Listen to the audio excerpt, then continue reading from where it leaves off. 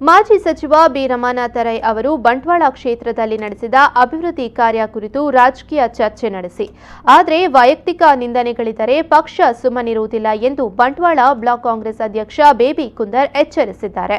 Panemangalore block Congress ಕಚೇರಿಯಲ್ಲಿ ಮಂಗಳವಾರ ಕರೆದ ಸುದ್ದಿಗೋಷ್ಠಿಯಲ್ಲಿ ಮಾತನಾಡಿದ ಅವರು, ಬಿಜೆಪಿ ಜಿಲ್ಲಾ ವಕ್ತಾರ ಹರಿಕೃಷ್ಣ ಬಂಟ್ವಾಳ ಅವರು ರಮಾನಾಥ ರೈ ಅವರನ್ನು ವೈಯಕ್ತಿಕ ನೆಲೆಯಲ್ಲಿ ಟೀಕಿಸುತ್ತಿದ್ದು ಇದು ಸಹಿಸಲ ಸಾಧ್ಯ ವಿಚಾರ. ಇಂಥವರು ಸೌಮ್ಯ ಸ್ವಭಾವದವರಾದ ಶಾಸಕ ರಾಜೇಶ್ ನಾಯ್ಕ್ ಉಳಿಪಾಡಿ ಅವರನ್ನು ದಾರಿ ತಪ್ಪಿಸುವ ಕೆಲಸವನ್ನ ಮಾಡ್ತಾರೆ ಎಂದರು. 2017-18ರಲ್ಲಿ ರಸ್ತೆಗಳು ಅಭಿವೃದ್ಧಿ ಕಾಮಗಾರಿಗೆ ಪತ್ರ ಬರೆದಿರುವ ಬಗ್ಗೆ ನಮ್ಮಲ್ಲಿ ದಾಖಲೆಗಳಿವೆ. ಮಾಜಿ ಸಚಿವ ಬಿ ರಮಾನಾಥ ರೈ ಅವರು 2013ರಿಂದ 18ರವರೆಗೆ 2,000 ಕೋಟಿಗಿಂತಲೂ ಅಧಿಕ ಅನುದಾನ ತಂದು ಅಭಿವೃದ್ಧಿ ಯೋಜನೆ ಮಾಡಿದ್ದಾರೆ. ಇದೀಗ ಕ್ಷೇತ್ರ ಬಡವಾಗಿದೆ. ಶಾಸಕ ರಾಜೇಶ್ ನಾಯ್ಕ್ ವೈಫಲ್ಯವೇ ಇದಕ್ಕೆ ಕಾರಣ ಎಂದರು.